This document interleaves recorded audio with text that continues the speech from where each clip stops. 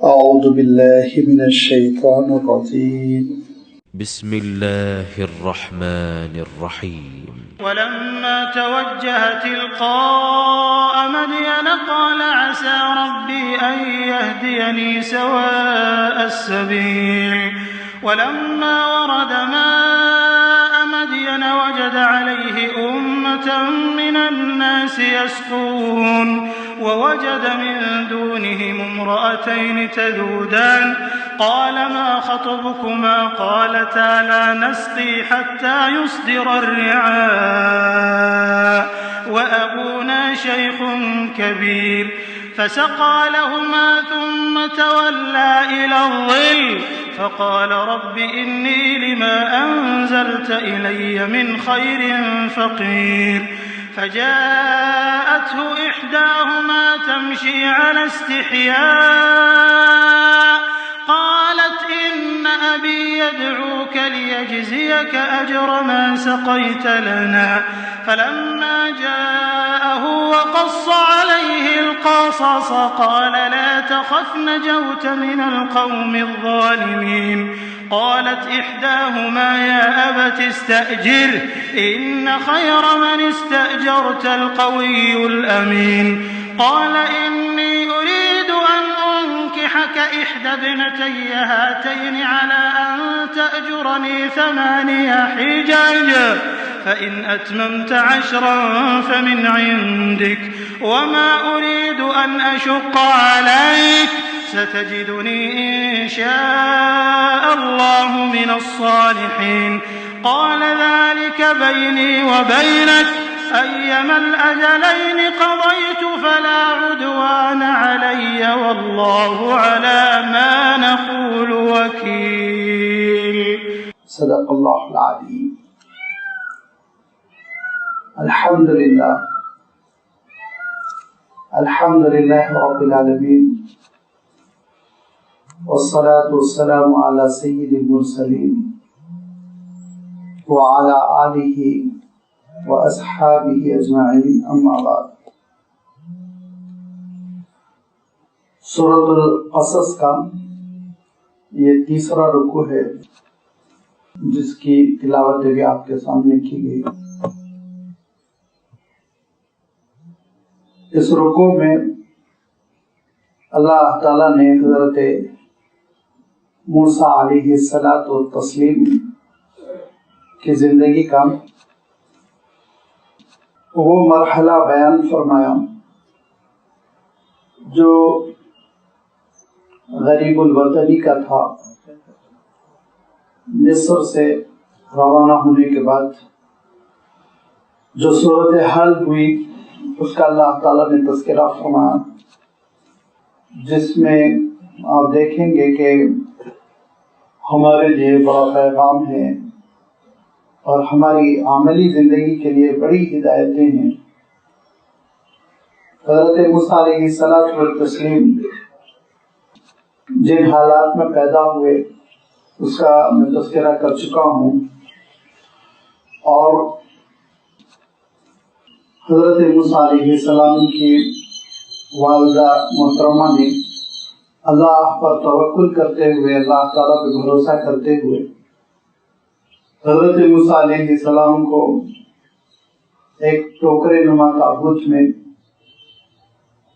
پانی میں بہا دیا، دریائے نیل میں بہا دیا، اور یہ ٹوکرا یا یہ تابوت ہاتھ لگا تو کس کے ہاتھ لگا آپ جانتے ہیں کہ فرعون کے خاندانی کے لوگوں کے ہاتھ لگا.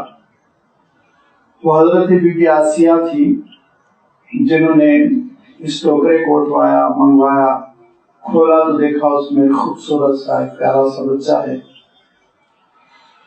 وہ اس بات پر مصر ہو گئی کہ اس بچے کو ہم محل میں رکھیں گے، اور فرعون کے نہ چاہتے ہوئے بھی حضرت موسیٰ علیہ السلام فرعون کے محل پہنچ گئے.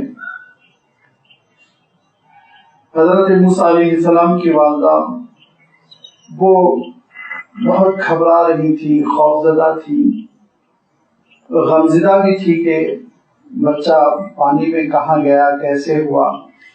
بچا بھی کہ نہیں بچا، لہذا اپنی صاحبزادی سے حضرت موسیٰ علیہ السلام کی ان ہمشیرہ سے جن کی عمر 10-12 سال رہی ہوگی، یہ فرمایا کہ جاؤ تم ذرا ٹوکرے کے سلسلے میں، تابوت کے سلسلے میں تحقیق تو کرو کہ وہ کہاں پہنچا، کس کے ہاتھ لگا۔ حضرت موسیٰ علیہ السلام کی ہمشیرہ تحقیق کرتی ہیں، پوچھ تاچھ کرتے ہوئے پہنچ جاتی ہیں کہ یہ بچہ تو محل میں ہے، اور محل پہنچی تو دیکھا وہاں ایک مسئلہ ایسا ہے بالکل جس کو آپ کہہ سکتے ہیں برننگ ٹاپک بنا ہوا ہے، سب اس میں بحث کر رہے ہیں کہ بچہ دودھ ہی نہیں پیتا کسی کا، گھنٹوں گزر چکے ہیں، بھوکا ہے، کیا کیا جائے۔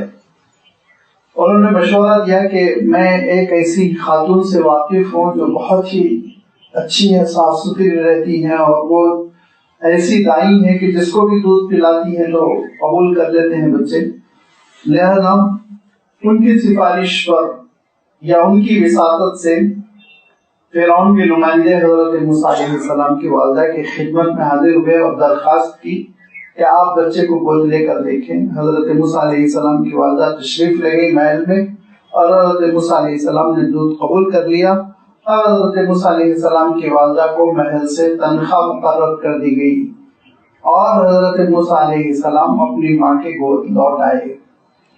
یہ اللہ تعالیٰ کی حکمت تھی۔ حضرت موسیٰ علیہ السلام دھیرے دھیرے بڑے ہوتے چلے گئے، جوان ہوتے چلے گئے، لیکن حضرت موسیٰ علیہ السلام کی ہمدردیاں بنی اسرائیل کے ساتھ تھی، اور یہ چیز فرعون کے خاندان والوں کو کھٹکتی تھی، لیکن کچھ کر نہیں سکتے تھے کیونکہ وہ ملکہ کے چہیتے تھے، اور وہ شہزادوں کی طرح محل میں پرورش پا رہے تھے۔ یہاں تک کہ ایک دن ایسا واقعہ ہوا جس کا تذکرہ گزشتہ رکوع میں آ چکا ہے کہ لوگ آرام کر رہے تھے، حضرت موسیٰ علیہ السلام اس وقت محل سے باہر کسی کام سے نکلے، دو شخص لڑ رہے تھے، ایک اسرائیلی تھا، ایک فرعون کے خاندان کا قبطی تھا۔ حضرت موسیٰ علیہ السلام نے صلح کرانے کی کوشش کی، قبطی بہت ظلم کر رہا تھا، بات نہیں مان رہا تھا۔ حضرت موسیٰ علیہ السلام نے اس کو ہٹانے کے لیے سینے پر ایک کیا مکہ مارا کہ وہی ڈھیر ہو گیا، ختم ہو گیا۔ اب حضرت موسیٰ علیہ السلام بہت نادم، روتے ہوئے، توبہ کرتے ہوئے، اللہ تعالیٰ سے استغفار کرتے ہوئے کہ مولا یہ کیا غلطی ہو گئی، اور اللہ معاف فرما دے، آئندہ ایسی کوئی غلطی نہیں ہوگی۔ یہ دعائیں کرتے ہوئے رات گزارتے ہیں۔ دوسرے دن کسی معاملے سے پھر باہر نکلے تو دیکھا پھر وہی کل والا اسرائیلی آج ایک نئے قبطی سے لڑ رہا ہے۔ حضرت موسیٰ علیہ السلام تھوڑا سا ناراض ہوئے اور کہا کہ بڑا لڑاکو ہے، روزانہ کسی نہ کسی سے لڑتا ہے۔ یہ کہتے ہوئے حضرت موسیٰ علیہ السلام آگے بڑھے کہ دونوں میں بچ بچاؤ کر دیں۔ وہ اسرائیلی چیخ پڑا اور کہہ گیا کہ کل جیسے آپ نے کو قتل کیا، آج مجھے قتل کر دیں گے؟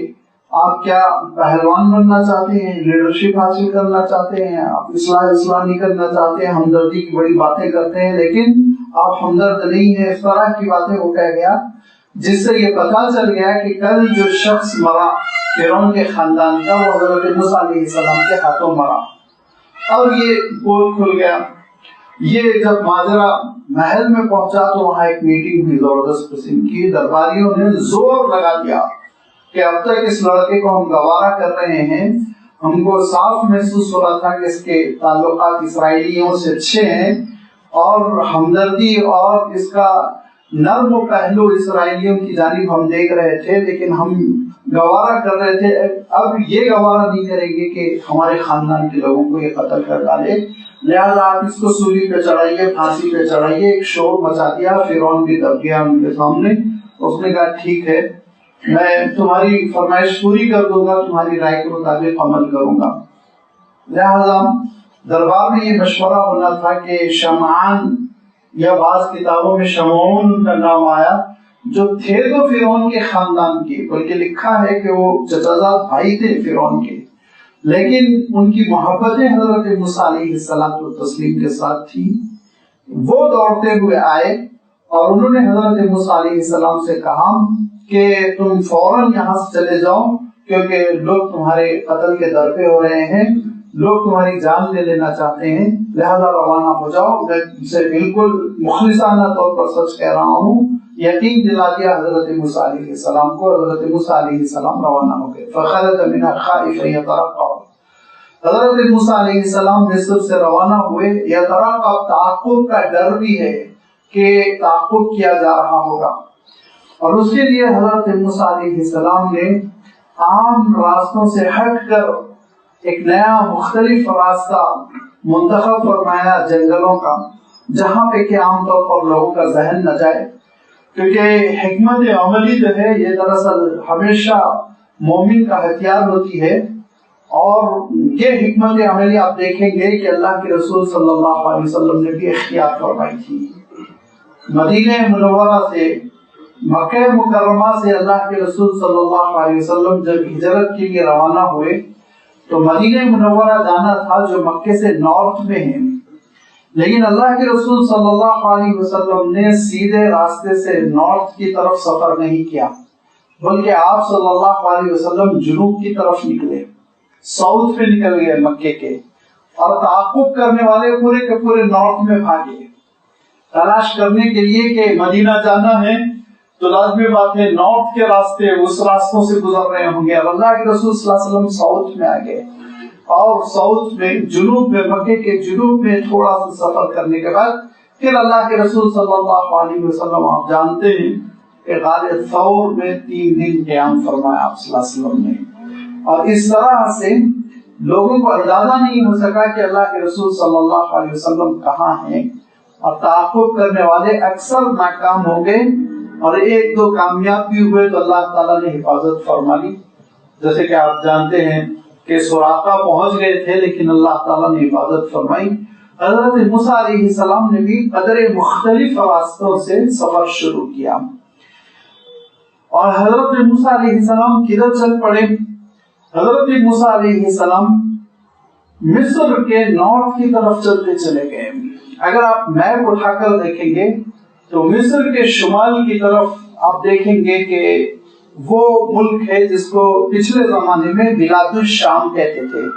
بلاد الشام یعنی موجودہ دور کا جارڈن، سیریا، فلسطین، یہ سارے جو علاقے ہیں، پورے علاقے کو بلاد الشام کہا جاتا تھا، اب تو اس کے ٹکڑے ٹکڑے ہو گئے۔ لہذا حضرت موسیٰ علیہ السلام شمال میں مصر کے چلتے رہے، چلتے چلتے حضرت موسیٰ علیہ السلام یہ دعا کرتے رہے، قال رب نجنی من القوم الظالمین، اے اللہ ظالموں سے مجھے بچا لیجئے، ظالموں سے مجھے بچا لیجئے۔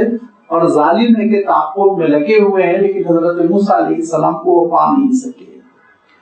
حضرت موسیٰ علیہ السلام ان کے شکار نہیں ہو سکے، الحمدللہ آگے بڑھتے رہے، بہت تیزی سے چلتے رہے۔ اس زمانے کے اعتبار سے اگر صحیح معنوں میں دیکھا جائے تو جو مسافت حضرت موسیٰ علیہ السلام نے طے کی وہ مسافت عام رفتار سے 15-16 دن کی تھی، لیکن حضرت موسیٰ علیہ السلام نے کل 8 دن میں وہ مسافت طے کر دی۔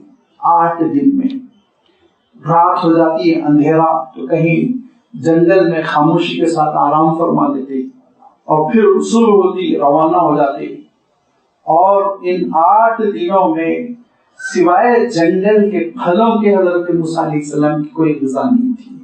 اب آپ اندازہ لگائیے کہ تھوڑا بہت تو انسان کھا لے جنگلی پھل، لیکن وہ انسان کی غذا نہیں بن سکتی۔ لہذا حضرت موسیٰ علیہ السلام بس کسی طرح پیٹ بھرنے کے لیے یا کمزوری دور کرنے کے لیے وہ جنگل کے پھل استعمال کرتے، اور چلتے چلے جاتے۔ وَلَمَّا تَوَجَّهَ تِلْقَاءَ مَدْيَنَ، یہاں تک کہ حضرت موسیٰ علیہ السلام کا رخ ہو گیا مدین کی جانب، اور یہ اللہ کی جانب سے انتظام تھا، کوئی حادثہ نہیں تھا اتفاقی طور پر ہو گیا، بلکہ اللہ تعالیٰ نے مقدر فرمایا تھا۔ لہذا حضرت موسیٰ علیہ السلام یہ کچھ نہیں جان رہے ہیں کہ کس رخ پر جانا ہے، لیکن آگے بڑھتے چلے جا رہے ہیں۔ اور یہ بات ہمارے ذہن میں رہے کہ حضرت موسیٰ علیہ السلام اس وقت تک رسول نہیں ہیں، کیونکہ جب رسول ہو جاتے ہیں تو اللہ کی رہنمائی ہوتی ہے، یاد رکھیے، اور منزل بتا دی جاتی ہے، جیسے حضور اکرم صلی اللہ علیہ وسلم کو بتا دیا گیا تھا مدینہ منورہ آپ کو جانا ہے۔ لیکن ابھی حضرت موسیٰ علیہ السلام بس ظالموں سے بچنے کے لیے آگے بڑھتے جا رہے ہیں، چلتے ایک رخ پر چلتے چلے جا رہے ہیں. لہذا آپ میپ اٹھا کر دیکھیں کہ مصر میں آپ جب اس کے خوب نارتھ میں چلے جائیں گے تو سوئس کینال ہے. تو سوئس کینال کسی زمانے میں خشکی تھی، نہر نہیں تھی. وہاں سے حضرت موسیٰ علیہ السلام جب آگے بڑھ کر کنارے آ گئے تو ایک عقبہ ساحل ہے، آج بھی بہت مشہور ساحلی شہر ہے، اور اس ساحلی شہر کو پار کرنے کے بعد سے ایک علاقہ آتا ہے جس علاقے کا نام پچھلے زمانے میں مدین تھا. پچھلے زمانے میں مدین تھا. موجودہ دور میں اگر آپ جائیں تو اس علاقے کو مغایرۃ شعیب کہتے ہیں. حضرت شعیب علیہ السلام کی جگہ ہے وہ. وہاں حضرت شعیب علیہ السلام کو اللہ تعالیٰ نے بھیجا تھا.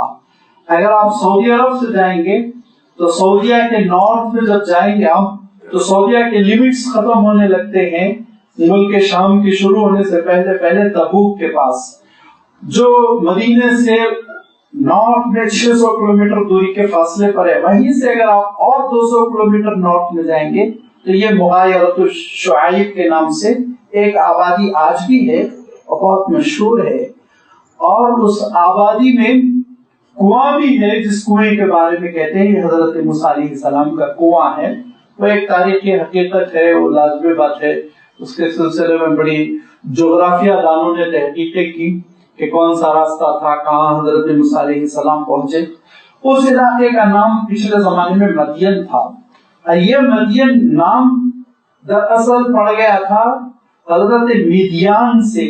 حضرت میدیان حضرت ابراہیم علیہ السلام کی نسل سے، آپ کے صاحبزادوں کی نسل سے ایک بزرگ ہوئے تھے. کیونکہ ہم عام طور پر حضرت اسحاق علیہ السلام اور حضرت اسماعیل علیہ السلام کو جانتے ہیں، لیکن حضرت ابراہیم علیہ السلام کی ایک تیسری اہلیہ تھی حضرت بی بی قدورہ. ان سے کئی لڑکے تھے جو تاریخی طور پر چونکہ نبی و رسول نہیں بنے اسی لیے ان کی شہرت نہیں ہوئی. یہ دو صاحبزادے حضرت اسماعیل علیہ السلام اور حضرت اسحاق علیہ السلام، چونکہ یہ نبی و رسول تھے اسی لیے تاریخ نے ان کے تذکرے کو زیادہ محفوظ رکھا، ان سے ہم واقف ہیں.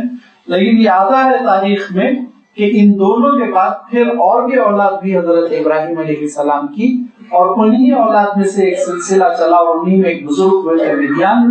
وہ جہاں رہتے تھے وہ علاقہ مدین کہلایا. ایسا ہوتا ہے، بڑی شخصیتوں کے نام پر شہر آباد ہو جاتے ہیں. آپ جانتے ہیں کہ ہندوستان میں بھی بہت سارے ایسے علاقے ہیں جو کسی نہ کسی شخصیت کے نام پر مشہور ہو چکے ہیں. لہذا وہ مدین جس کا اب موجودہ نام مغایرۃ شعیب ہے، وہاں حضرت موسیٰ علیہ السلام اتفاقی طور پر پہنچ گئے. اور جب پہنچ گئے تو دیکھا کہ کوئی شہر، کوئی آبادی، کوئی بستی قریب سی آ رہی ہے.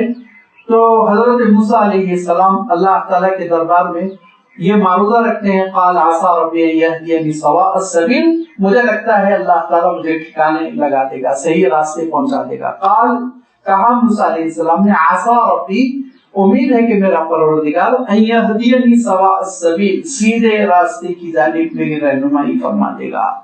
لہذا واقعہ یہ ہوا کہ بہت ہی صحیح راستے پہ حضرت موسیٰ علیہ السلام چل پڑے اور بہت صحیح مقام پر پہنچ گئے. بستی ابھی شروع نہیں ہوئی تھی، بستی کے باہر ہی حضرت موسیٰ علیہ السلام ایک درخت کے نیچے بیٹھ گئے جس کے بارے میں آتا ہے وہ ببول کا درخت تھا. وَلَمَّا وَرَدَ مَاءَ مَدْيَنَ، وہ دراصل مدین کا کنواں تھا جس کے بارے میں نے ابھی عرض کیا کہ اگر آج بھی وہاں بستی میں جائیں گے مغایرۃ شعیب میں، جو آج تک بھی تقریباً سعودیہ کا علاقہ پڑتا ہے، اب اس کے بعد سے پھر جارڈن شروع ہو جاتا ہے، تو وہاں مغایرۃ شعیب میں اگر آپ لوگوں سے پوچھیں گے تو وہ ایک کنویں تک لے جاتے ہیں جو ایک وادی میں ہے، پہاڑی سلسلے کے بیچ میں ہے، اور اس وقت خشک ہو چکا ہے، اس میں پانی نہیں. لیکن وہ یہ کہتے ہیں یہی حضرت موسیٰ علیہ السلام کا کنواں ہے، یہی حضرت موسیٰ علیہ السلام پہنچے تھے. وَلَمَّا وَرَدَ مَاءَ مَدْيَنَ، اور جب پہنچ گئے حضرت موسیٰ علیہ السلام مدین کے پانی تک، وہ چشمے کی شکل میں تھا، کنویں کی شکل میں تھا، بہرحال وہ سورس تھا پانی کا اس پوری بستی کا. اور پچھلے زمانے میں جو بستیاں بستی تھی ان میں سب سے اہم چیز ہوتی تھی کہ قریب میں پانی کہاں ہے. پانی کے آس پاس یا تو کوئی دریا کے ساحل پر یا پھر کوئی چشمے کے قریب یا کوئی بڑے کنویں کے آس پاس آبادیاں ہوتی تھی، کیونکہ پانی وہ اہم انسانی ضرورت ہے بلکہ جانداروں کی ضرورت ہے، اور اس زمانے میں مصنوعی ذریعے تھے نہیں، لہذا قدرتی ذریعوں پر لوگ اکتفا کرتے.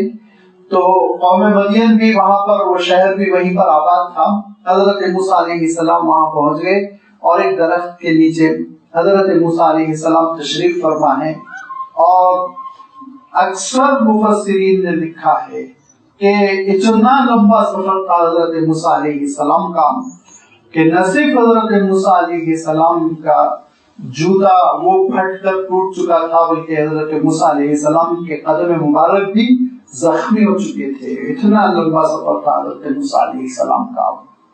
اور کہتے ہیں کہ پیٹ کو لگا ہوا تھا پھوک سے اور چہرے کا رنگ بدل چکا تھا اور انتہائی تھکے ہارے حضرت موسیٰ علیہ السلام بہت کمزور سے درخت کے نیچے بیٹھے ہوئے ہیں کہ حضرت موسیٰ علیہ السلام دیکھتے ہیں ایک عجیب و غریب منظر.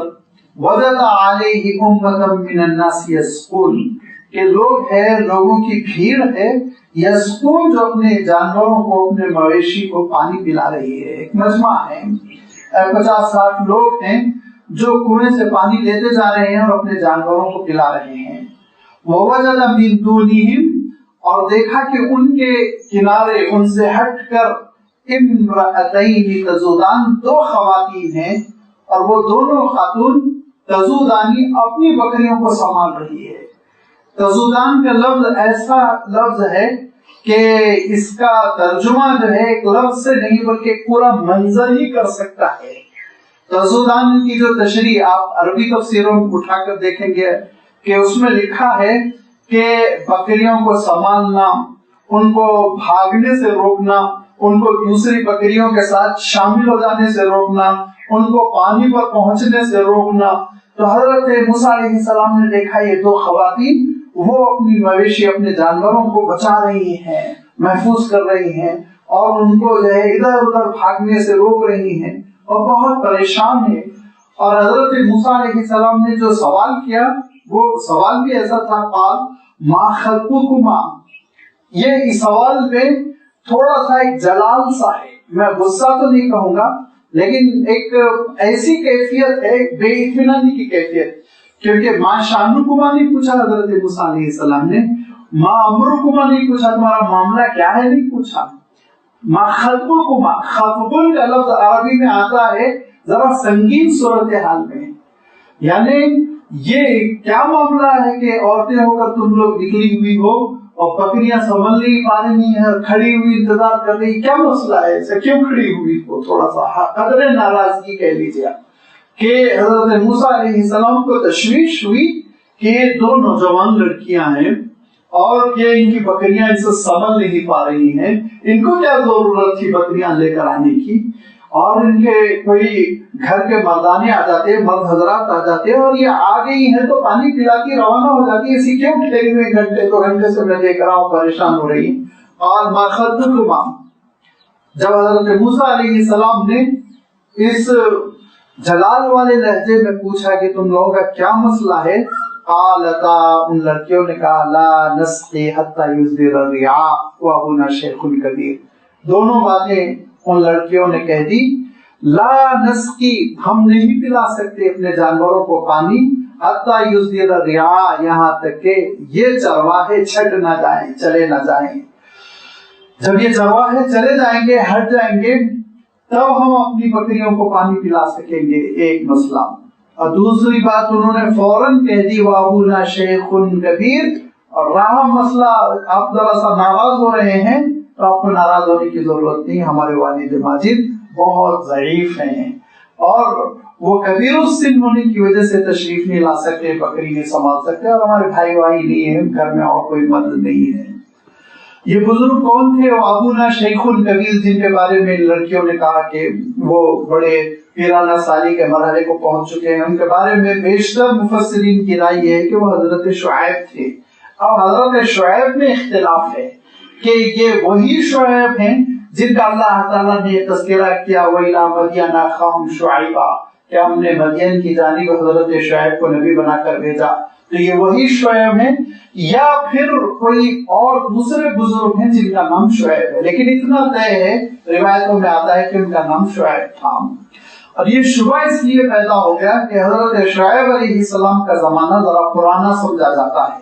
تو لازمی بات ہے کہ حضرت شعیب علیہ السلام اگر پرانے نبی و رسول تھے تو کئی صدی گزرنے کے بعد حضرت موسیٰ علیہ السلام وہاں تشریف لائے, تو وہ حضرت شعیب علیہ السلام کیسے ہو سکتے ہیں یہ بزرگ. اسی لیے بات مفسرین نے کہا یہ کوئی اور بزرگ تھے لیکن ان کا نام بھی شعیب تھا. کیوں؟ اس لیے کہ آپ جانتے ہیں بزرگوں کے نام پر نام رکھا جاتا ہے.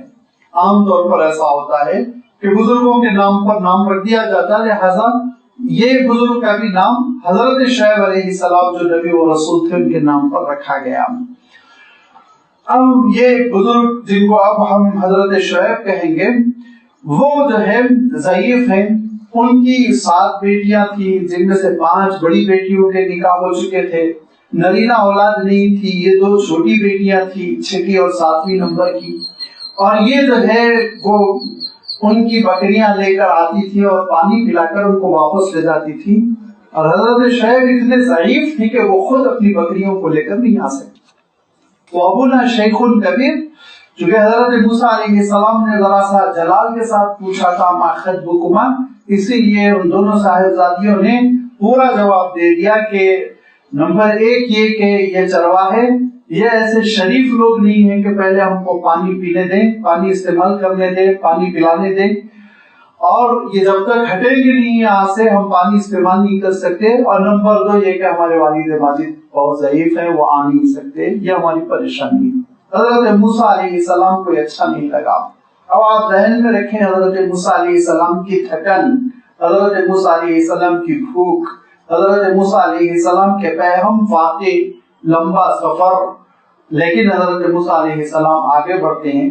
فسقا لہما, اور حضرت موسیٰ علیہ السلام نے ان کے لیے پانی کا انتظام کر دیا کہ وہ دونوں پانی اپنے جانوروں کو پلا دیں. فسقا لہما, ان کے پلانے کے لیے حضرت موسیٰ علیہ السلام نے انتظام کر دیا.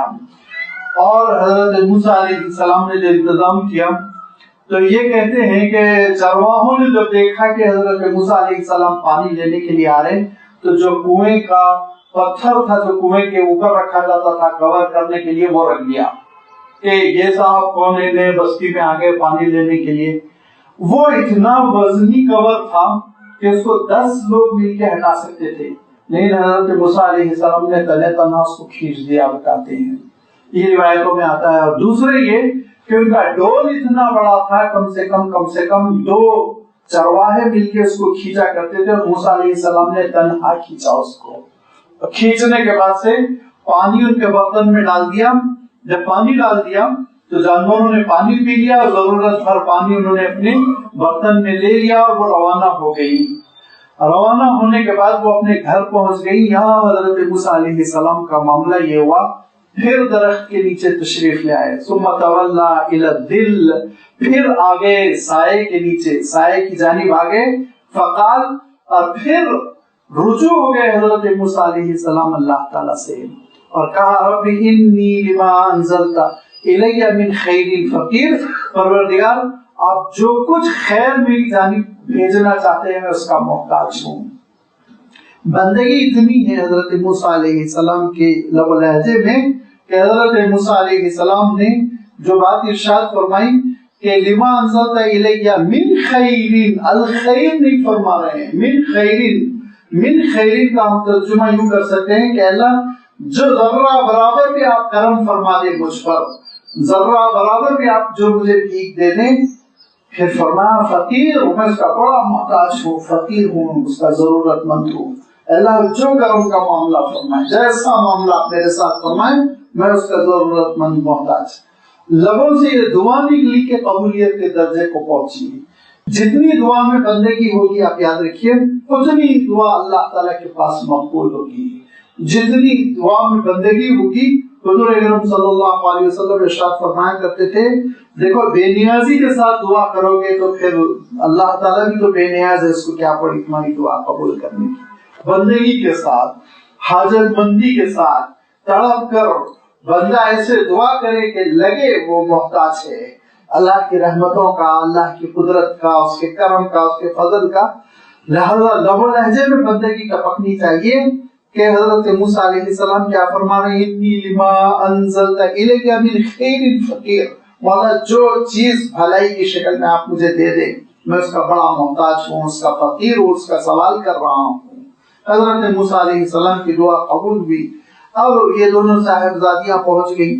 روزانہ تو یہ ہوتا تھا کہ وہ کھڑی رہتی تھی اور 3، 4، 5 بجے چرواہے جب ہٹ جاتے یہ پانی پلاتی، اور وہ بھی روایتوں میں آتا ہے کہ گڑوں میں گرا ہوا پانی، کیونکہ چرواہے اس کنویں کو بند کر کے چلے جاتے، لہذا جو گڑوں میں پانی جمع ہو گیا باقی ماندہ وہ پانی استعمال کر لیتی، اپنے جانوروں کو پلاتی اور گھر آتی۔ تقریباً سورج ڈوبنے کا وقت ہوتا، غروب کا وقت ہوتا۔ آج دیکھا حضرت شعیب نے کہ یہ تو دن میں آ گئی، 2-3 بجے ہی پہنچ گئی، 12-1 بجے ہی پہنچ گئی، تو حیران ہوئے اتنا جلدی تم دونوں کیسے پہنچ گئی؟ پانی پلا دیا بکریوں کا؟ پانی بھی پلا دیا، پانی لے بھی آئی۔ تو کہا کیسے، کیا معاملہ ہوا؟ تو کہا کہ ایک ایسے صاحب تھے جو مدین کے نہیں لگ رہے تھے، بہت مسافر لگ رہے تھے، تھکے ماندے بھی تھے، کمزور بھی محسوس ہو رہے تھے، انہوں نے چرواہوں کو ہٹایا اور ہمارے لیے پانی کا بندوبست کر دیا، جس کی وجہ سے ہم جلدی پانی پلا کر اپنے جانوروں کو لے آئے، لہذا ہم فارغ ہو چکے ہیں۔ تو حضرت شعیب نے کہا کہ تم نے اچھا نہیں کیا، جب مسافر تھا تو مسافر کی ضیافت یہ ہمارا، اس کی مہمان نوازی یہ ہمارا فریضہ ہے، تمہاری ڈیوٹی تھی کہ ان کو ساتھ لے آتی تم اپنے گھر، لہذا جاؤ تم جا کر تم میں سے کوئی ایک ان کو واپس لے آؤ، ان کو بلا کر لے آؤ تاکہ ہم ان کے کھانے پینے کا انتظام کریں۔ لازمی بات ہے، وہ ہوٹلنگ بورڈنگ وغیرہ کا زمانہ نہیں، وہ زمانہ ایسا ہے کہ اگر بستی والوں نے کھانا دیا تو کھانا ملے گا ورنہ کھانا نہیں ملے گا۔ اب جب حضرت شعیب نے اپنی صاحبزادیوں کو حکم دیا تو ان میں سے ایک وہ حاضر ہوتی ہے، فجاءت احداہما تمشی علی استحیاء، آئی دونوں میں سے ایک بہت ہی حیا کے ساتھ چلتے ہوئے، حالانکہ وہ کسی نبی کی شریعت کی پابند نہیں ابھی، اور حضرت موسیٰ علیہ السلام بھی رسول نہیں ہے، لیکن اللہ تعالیٰ ارشاد فرماتا ہے کہ ہمیشہ نیک خواتین کے اندر حیا ہوتی ہے، بلکہ حیا تو خواتین کیا، حضور اکرم صلی اللہ علیہ وسلم ارشاد فرماتے ہیں کہ حیا تو سراپا خیر ہے، خیر ہی خیر ہے، اور فرمایا جس کے اندر حیا نہیں ہے وہ جو چاہے وہ کرے۔ جب اس کے اندر شرم ہی نہیں ہے تو نہ انسانوں سے شرمائے نہ مولا سے شرمائے، جو چاہے وہ گناہ کرتا چلا جائے۔ حضور اکرم صلی اللہ علیہ وسلم تشریف لے جا رہے تھے اور ایک عمر رسیدہ صاحب اپنے کسی نوجوان کو ڈانٹ ڈپٹ کر سمجھا رہے تھے، تم اتنے شرمیلے ہو، آگے نہیں بڑھتے ہو، یہ نہیں کرتے ہو، تو آپ صلی اللہ علیہ وسلم نے فرمایا دعوا فإن الحیا خیر کلہ، چھوڑ دو ان کی جو شرمندگی ہے نا وہ ان کے لیے بھلائی ہے، فرمایا کیونکہ یہ حیا جو ہے وہ خیر ہی خیر ہے، فرمایا آپ صلی اللہ علیہ وسلم نے، حیا خیر ہی خیر ہے، اور فرمایا کرتے تھے حیا تو ایمان کا ایک شعبہ ہے، فرماتے تھے ایمان کا ایک حصہ ہے۔ یہ وہ حیا ہے جو اللہ تعالیٰ نے اپنے بندوں کے اندر فطری طور پر رکھا، یہی وہ حیا ہے جو انسان کو ساتر رہنے پر مجبور کرتا ہے، یہی وہ حیا ہے جو حضرت آدم علیہ السلام کو مجبور کیا کہ وہ فوراً جنت کے پتوں کو توڑ کر اپنا سطر چھپانے لگے، ورنہ تو وہاں کوئی انسان نہیں تھا، وہاں انسانی آبادی نہیں تھی۔ لیکن جیسے ہی اللہ تعالیٰ کا حکم ہوا اور جنتی لباس حضرت آدم علیہ السلام سے واپس لیا گیا تو اللہ تعالیٰ ارشاد فرماتا ہے یخسفان علیہما من ورق الجنہ، جنت کے درختوں اور پتوں سے فوراً انہوں نے اپنا جسم چھپایا۔ نیچر ہے انسان کا نیچر ہے حیا، اور جو اس حیا کے خلاف بغاوت کر رہا ہے وہ نیچر سے لڑ رہا ہے، فطرت سے لڑ رہا ہے، اور جو فطرت سے لڑے گا اس کی شکست ہوگی، یقینی ہے، یہ بات یاد رکھیے۔ اللہ تعالیٰ نے ہم کو جس نیچر کے ساتھ پیدا کیا، جس فطرت کے ساتھ پیدا کیا، اس کے خلاف ہم نہیں چل سکتے، بھوک کے خلاف ہم نہیں چل سکتے، نیند کے خلاف ہم نہیں چل سکتے، کتنے دن نہیں چلیں گے، کتنے دن بھوکے رہیں گے، ایک نہ ایک دن ہم شکست کھائیں گے، سو جائیں گے، ایک نہ ایک دن ہم شکست کھائیں گے، کھانا کھانے پہ مجبور ہو جائیں گے۔ تو ایسے ہی حیا کے خلاف انسانیت نہیں لڑ سکتی، لیکن इब्लीस ने इंसानों को बिगाड़ने के लिए रोजे अव्वल से बेहयाई का जाल फैलाया। कभी मजहब के नाम पर इंसानों को वो नंगा किया, कभी फैशन के नाम पर इंसानों को नंगा किया। लेकिन याद रखिए, इंसान की फितरत उसका साथ नहीं देती इस मामले में। इसीलिए अल्लाह ताला ने भी ताकीद की कि तुम हया को अपना जेवर बनाओ। ये हया देखिए आप कि वो खातून आ रही है, और लाजमी बात है कि हजरत मूसा अलैहिस्सलाम की तरबियत में रही हुई है। हजरत मूसा अलैहिस्सलाम ने उनकी तरबियत कर दी बहैसियत रसूल, ऐसा भी कुछ नहीं हुआ। फजाअत इहदाहुमा तमशी अला इस्तिहया, लेकिन कहते हैं कि अपने पूरे जिस्म को ढाके हुए, अपने कपड़ों को संभाले हुए, अपनी निगाहों को झुकाए हुए बड़ी शराफत के साथ वो तशरीफ लाई। कालत, और कहा, इन्ना अबी यदऊका लियजज़ियका अजरा मा सक़ैत लना, कि मेरे वालिद माजिद आपको बुला रहे हैं, लियजज़ियका अजरा मा सक़ैत लना, ताकि आपने हमारे लिए पानी का जो बंदोबस्त किया उसका वो एवज दे सके, बदला दे सके। और ये इसलिए कहा कि वो अंदाजा कर रही थी कि अगर हजरत मूसा अलैहिस्सलाम से सिर्फ ये कहा जाए आइए खाना खा लीजिए, तो शायद आपकी मुरुवत गवारा न करे कि मैं किसी के ऊपर आयाल होकर क्यों बैठ जाऊं, डिपेंडी बनकर।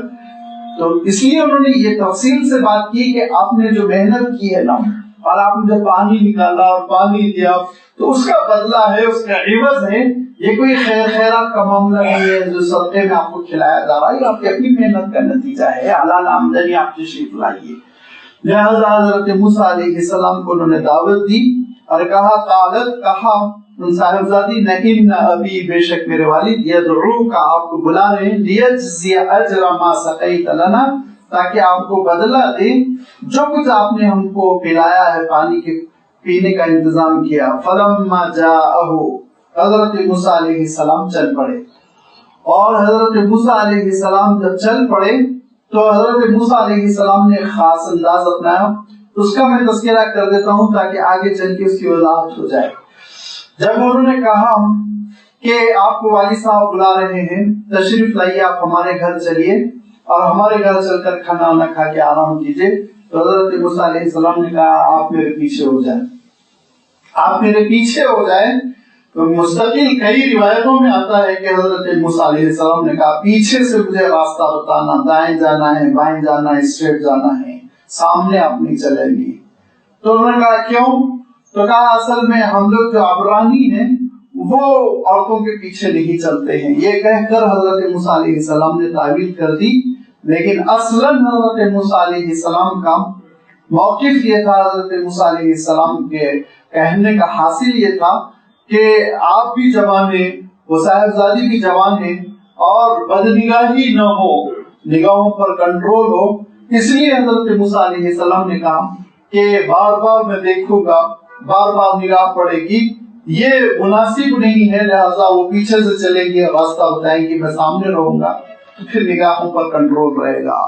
सूरत नूर में गुजर चुका है कि अल्लाह ताला ने कितनी ताकीद फरमा दी निगाहों पर काबू रखने की, क्योंकि उस वक्त मैं अर्ज कर चुका हूँ कि हुजूर अकरम सल्लल्लाहु अलैहि वसल्लम ने इरशाद फरमाया, निगाह जो है वो दिल का रास्ता है, निगाह से बदख्याली, नजरों से बदख्याली दाखिल होकर दिल में पहुंच जाती है और दिल को बिगाड़ देती है।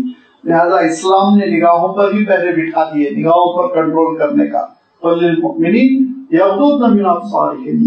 औरतों से भी कहिए है नबी के वो नजरों की हिफाजत कर ले, मर्दों से भी कहिए है नबी वो नजरों की हिफाजत कर ले।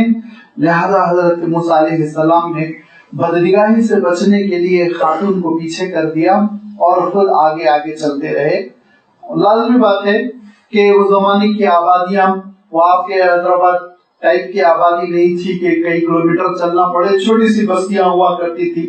चंद ही लम्हों में हजरत मूसा अलैहिस्सलाम घर पहुंच गए। फलम्मा जाअहु, जब हजरत मूसा अलैहिस्सलाम वहां तशरीफ ले आए और हजरत शुएब तक पहुंच गए, तो हजरत शुएब ने पूछा, तुम कौन हो? तो कहा, मैं मिस्र से आया हूँ।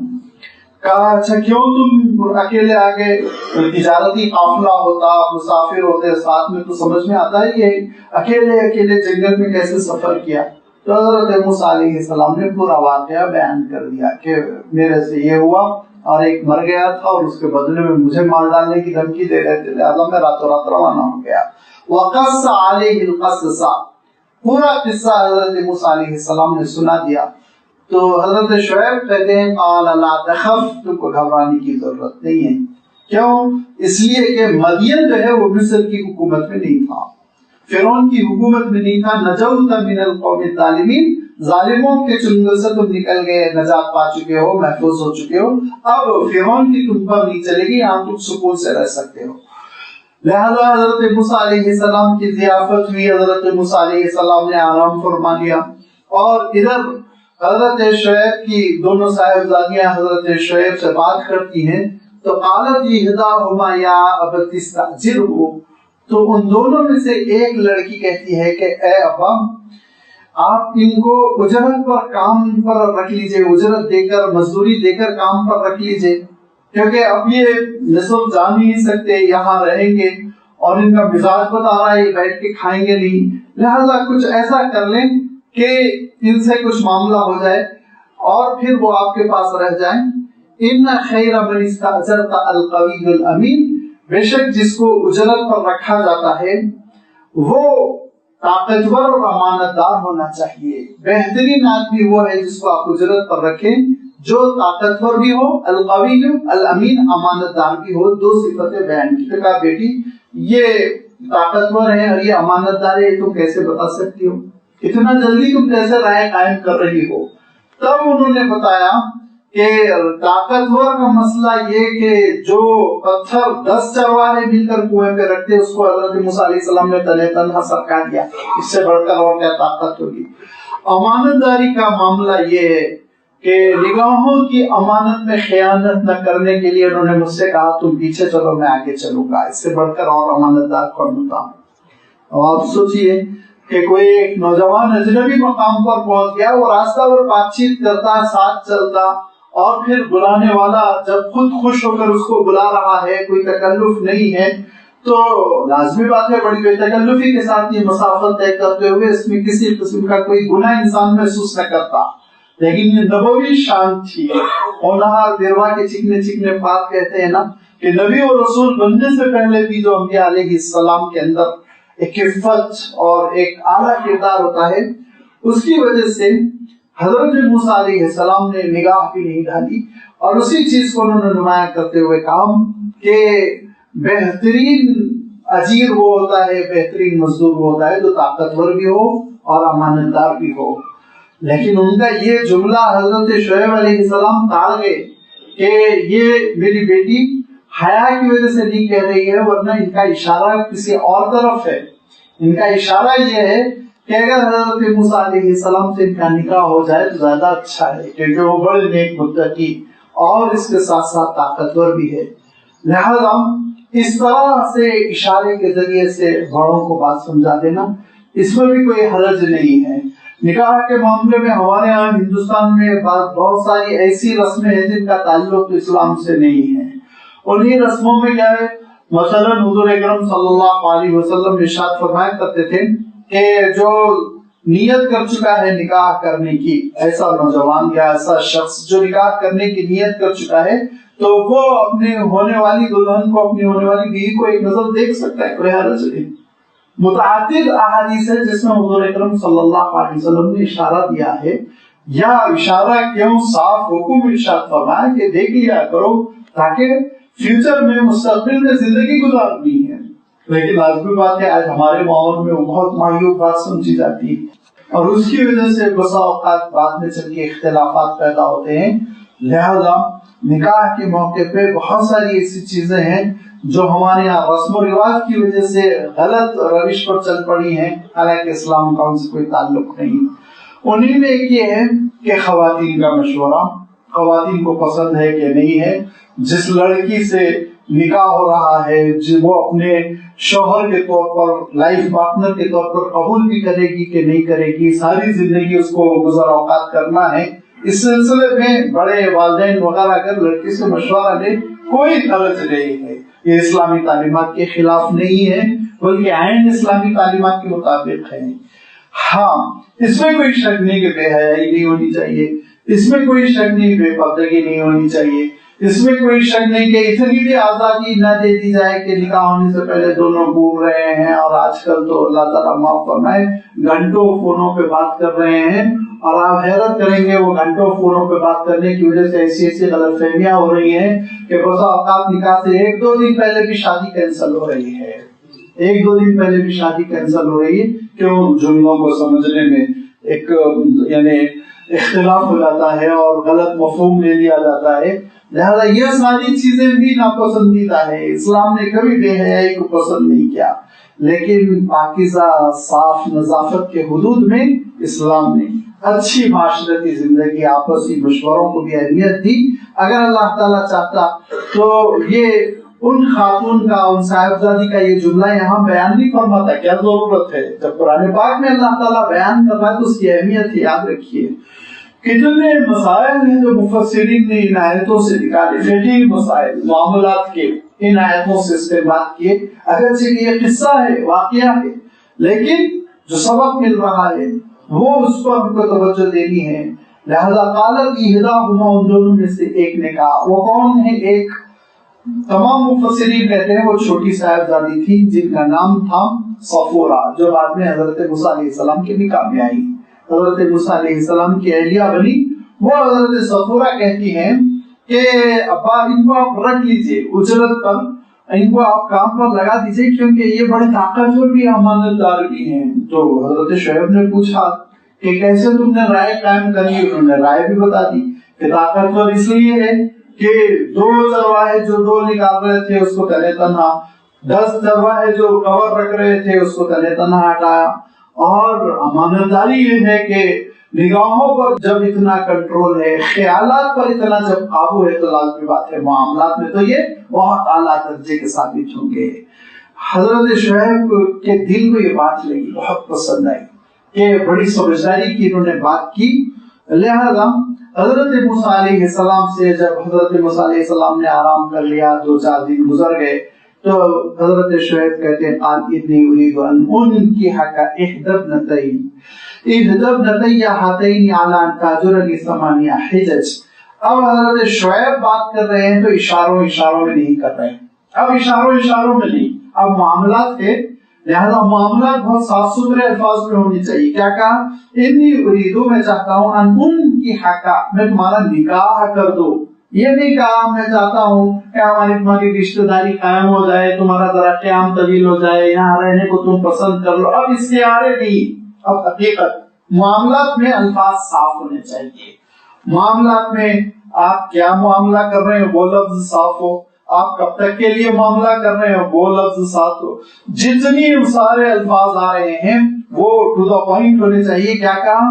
میں چاہتا ہوں کہ تم سے نکاح کر دوں احدى ابنتي هاتین، میری ان 2 بیٹیوں میں سے کسی ایک کا، اس بنیاد پر، اعلی اس شرط پر کہ تأجرنی 8 حجج، کہ تم بعوض میرے پاس 8 سال مزدوری کرو گے۔ یہ شرط ہے، تم کو منظور ہے؟ ٹھیک ہے، نہیں منظور ہے کوئی حرج نہیں، 8 سال تم کو عوض پر اجر ملے گا، اجرت ملے گی، مزدوری ملے گی، لیکن 8 سال تم کو 8 حجج، 8 سال تم کو یہاں قیام کرنا ہوگا۔ اور یہ تو شرط ہے، اس میں ہم کمپرومائز نہیں کریں گے، 8 سال سے پہلے ہم نہیں جانے دیں گے۔ فَإِنْ أَتْمَمْتَ 10 فَمِنْ عِنْدِكَ، لیکن اگر 10 سال ٹھہر جاؤ گے تو یہ آپ کی ذرا نوازی کرم فرمائی ہوگی، اچھا ہوگا، گزارش ہے، اور 2 سال کی گزارش ہے، لیکن 8 سال کم سے کم رہنا ہے۔ لہذا کہا فَإِنْ أَتْمَمْتَ، اگر تم اس مدت کو مکمل کر دو 10 سالوں میں، فَمِنْ عِنْدِكَ، یہ آپ کی جانب سے ہوگا، یہ آپ کی جانب سے ہوگا، یہ آپ کی جانب سے ایک خیر خواہی ہوگی۔ وَمَا أُرِيدُ أَنْ أَشُقَّ عَلَيْكَ، اور میں یہ نہیں چاہتا کہ 10 سال کی شرط لگا کر آپ پر مصیبت کر دوں، نہیں، میں گرانی نہیں چاہتا ہوں، آپ کو امتحان میں نہیں ڈالنا چاہتا ہوں، اور آپ دیکھو گے ستجدنی انشاءاللہ من الصالحین، مجھے معاملات میں بہت نیک پاؤ گے، بڑا اچھا پاؤ گے، معاملات میں آپ مجھے بہت صاف ستھرا پائیں گے، اور مجھے نیکوکار پائیں گے، صالحین میں سے پائیں گے۔ تو حضرت موسیٰ علیہ السلام کو طمانینت بھی دے دی، اطمینان بھی دلایا کہ مجھ سے معاملات کرو گے تو خوش رہو گے، ایک بات۔ دوسری بات مدت بھی بتا دی، اور تیسری بات یہ کہ صاف صاف بتا دیا معاملہ یہ ہوگا کہ آپ نکاح کریں گے اور نکاح کرنے کے بعد میری صاحبزادی کے ساتھ آپ ازدواجی زندگی بسر کریں گے۔ حضرت موسیٰ علیہ السلام کو یہ رائے بہت اچھی لگی، کیونکہ حضرت موسیٰ علیہ السلام جانتے تھے کہ 2-4 سالوں میں واپس جانا مصر یہ ممکن نہیں ہے، اس میں مشکل ہوگی، لہذا حضرت موسیٰ علیہ السلام نے کہا قال ذلک بینی و بینک، یہ معاہدہ میرے اور آپ کے درمیان قرار پایا، اور ایما الاجلین ان دونوں مدتوں میں سے 8 سال یا 10 سال قضیت فلا عدوان علیہ، یہ دونوں مدتوں سے جو بھی مدت میں اختیار کروں مجھ پہ کوئی حرج نہیں ہو، یا تو میں 8 رہوں یا 10 رہوں، لیکن بہرحال میں جو بھی مدت رہوں وہ میرے اختیار میں رہے گا۔ واللہ علی ما نقول وکیل، اب ہم جو کچھ کہہ رہے ہیں اس میں کوئی وکیل وغیرہ تو نہیں، صرف اللہ کے، اللہ گواہ ہے، اللہ شاہد ہے، اور اللہ کی نگرانی میں ہم جو کچھ طے کر رہے ہیں وہ ہم طے کر لیں۔ حضرت موسیٰ علیہ السلام کا نکاح ہو گیا۔ اب حضرت موسیٰ علیہ السلام کا نکاح ہوا تو حضرت موسیٰ علیہ السلام جب ان بکریوں کو چراتے تھے تو اس میں اللہ تعالیٰ نے بڑی برکت دے رکھی تھی بتاتے ہیں، اور بہت ہی حضرت شعیب علیہ السلام کی بکریوں میں اضافہ ہوا، اور اس کی وجہ سے حالات بہت بدل گئے۔ حضرت شعیب علیہ السلام کی آمدنی بڑھی اور گھر کے حالات بہت اچھے ہو گئے۔ حضرت موسیٰ علیہ السلام نے بہت ہی خیال رکھتے ہوئے وہاں پہ زندگی بسر کی، یہاں تک کہ 10 سال ہو گئے۔ 10 کیوں ہو گئے؟ 10 اس لیے کہہ رہا ہوں میں کہ حضور اکرم صلی اللہ علیہ وسلم سے ایک عیسائی نے امتحان لینے کے لیے کہا کہ حضرت موسیٰ علیہ السلام کتنے سال ٹھہرے، 8 سال یا 10 سال؟ تو حضور اکرم صلی اللہ علیہ وسلم نے ارشاد فرمایا یاد رکھو انبیاء علیہ الصلوۃ والتسلیم نہ صرف معاہدوں کو پورا کرتے ہیں بلکہ آگے بڑھ کر وہ احسان کرتے ہیں، یہ ان کا مزاج ہوتا ہے، آگے بڑھ کر احسان کرتے ہیں۔ لہذا حضرت موسیٰ علیہ السلام نے احسان والا معاملہ اپنایا، 10 سال مکمل کیے اور 10 سال رہنے کے بعد پھر مصر روانہ ہوئے۔ حضرت موسیٰ علیہ السلام سے جو اجرت اور جو معاہدہ طے ہوا تھا وہ یہ طے ہوا تھا کہ بکریاں جو کچھ بچوں کو جنم دے گی تو 1 سال جو بچے ہوں گے وہ حضرت موسیٰ علیہ السلام کے ہوں گے، 1 سال جو ہوں گے وہ حضرت شعیب علیہ السلام کے ہوں گے۔ لہذا سینکڑوں بکریاں تھی بتاتے ہیں جب حضرت موسیٰ علیہ السلام واپس ہونا چاہ رہے تھے تو اس وقت اتنی برکت ہو چکی تھی کہ حضرت موسیٰ علیہ السلام کے حصے میں خود سینکڑوں بکریاں آ چکی تھی، اور بکریاں اس وقت بڑی دولت ہوا کرتی تھی اور بہت ہی اہم تجارت ان کی ہوا کرتی تھی۔ اور دوسرے یہ کہ اللہ تعالیٰ نبیوں اور رسولوں سے اکثر و بیشتر نبوت و رسالت سے پہلے بکریاں چروانے کا عمل کیا کرتا تھا۔ حضور اکرم صلی اللہ علیہ وسلم ارشاد فرماتے تھے میں بھی خود قریش کی بکریاں چرانے نکلتا تھا مکے سے۔ بکریاں چرانے کا عمل انبیاء علیہ الصلوۃ والتسلیم سے اللہ تعالیٰ نے اس لیے دیا کہ اس کے پیچھے بڑی حکمت ہوتی تھی، بلکہ بڑی حکمت ہوتی ہے آج تک۔ نمبر 1، بکری چرانے والے کو تہجد کے وقت اٹھ جانا پڑتا ہے۔ جہاں فجر کا وقت ہوا بکریاں نکلنے لگتی آگے بڑھنے لگتی ہے تو اس سے پہلے چرواہے کو اٹھ کر اپنی ضروریات سے فارغ ہونا پڑتا ہے، تیار ہو جانا پڑتا ہے۔ لہذا نصف شب سے بیدار ہونے کی عادت ہوتی ہے۔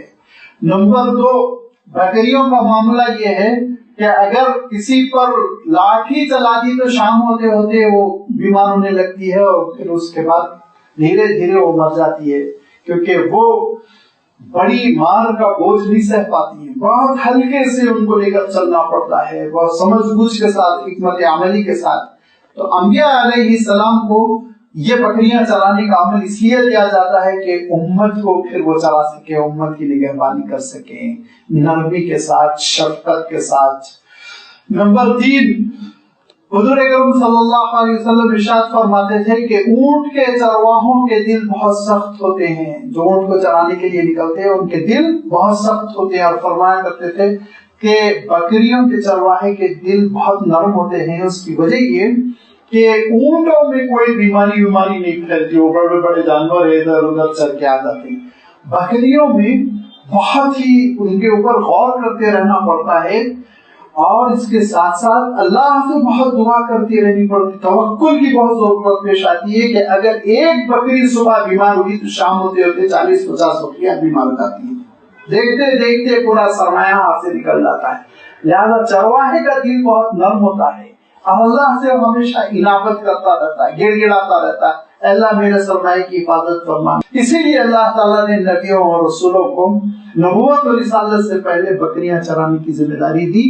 اب یہ سارے حالات آپ دیکھ رہے ہیں حضرت موسیٰ علیہ السلام کے ساتھ غیب سے دھیرے دھیرے پورے ہوتے چلے جا رہے ہیں کہ مصر سے دور رہنے، اپنے والدین سے دور رہنے اور انسانیت کے سلسلے میں غور کرنے، وقت فارغ کر کے اللہ کے دربار میں رجوع کرنے اور بکریاں چرانے، یہ ساری چیزوں کے لیے اللہ تعالیٰ نے حالات کو سازگار فرما دیا اور حضرت موسیٰ علیہ السلام مدین میں قیام فرماتے رہے اور یہاں تک کہ پھر 10 سال پورے بیت گئے اور حضرت موسیٰ علیہ السلام کے اندر اپنی والدہ سے ملنے کا اشتیاق بھی بہت پیدا ہو گیا۔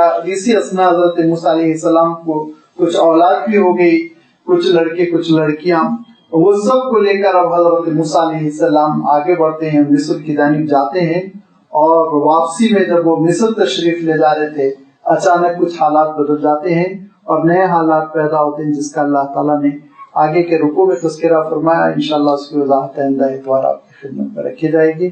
وآخر دعوانا ان الحمد للہ رب العالمین۔